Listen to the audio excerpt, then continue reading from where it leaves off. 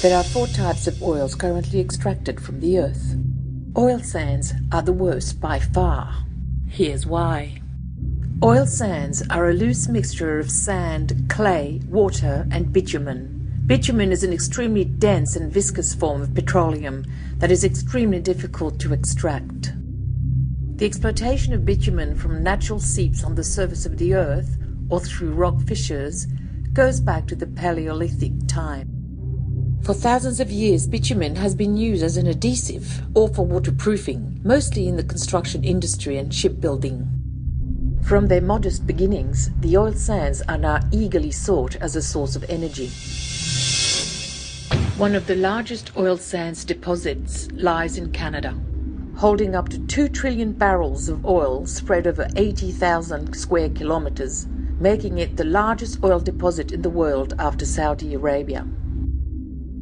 And here is where the oil sands lie, in Alberta, under the boreal forest, drained by the Athabasca River, which forms with the surrounding lakes and the River Peace, the largest freshwater river delta system in the world.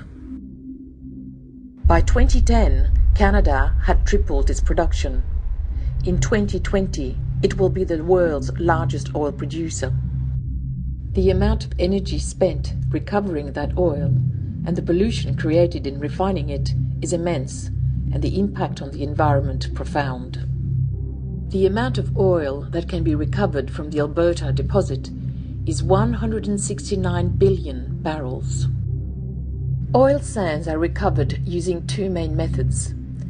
The in-situ drilling method is used for the oil sands that lie more than 70 to 200 meters below the ground. It involves injecting massive amounts of steam or other sources of heat into the reservoir through vertical bores to liquefy the viscous bitumen, which is then pumped up to the surface. Geologists have found that injecting massive amounts of steam into bitumen deposits can actually lift the ground cover by more than 30 centimeters a month. An estimated 12,000 barrels of bitumen and water has now risen from giant cracks in the forest floor at an underground oil sands project run by Canadian Natural Resources Limited. The open pit mining method is used to recover the oil sands that are lying no further than 20 meters into the ground by simply stripping all traces of the boreal forest from the landscape. The immediate impact of pit mining is catastrophic. The network of roads and the obliteration of the forest have created an ever-increasing moon-like landscape where no man or animal could possibly live.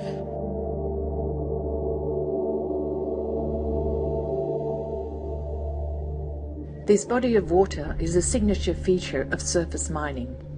It's called a tailing pond. This is where the water used during the bitumen extraction process is stored.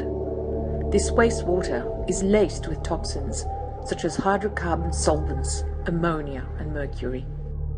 These tailing ponds are so toxic that cannons are fired 24 hours a day to stop the birds from landing on the water. These tailing ponds cover a huge area, and as the production of the oil sands intensifies, the management of the ponds is becoming more and more problematic. They are growing higher and higher and enormous in size.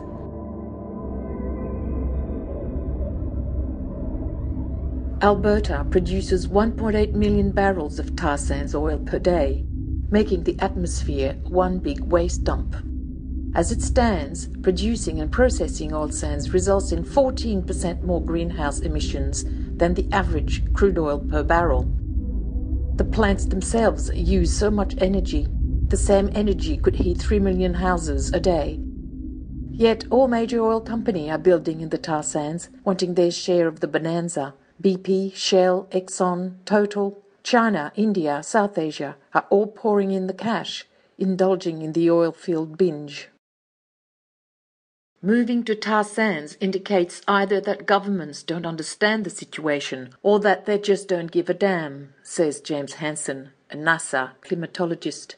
From the individual driver in the US to oil sands workers and on up to the highest echelons of government in North America, everyone dodges responsibility.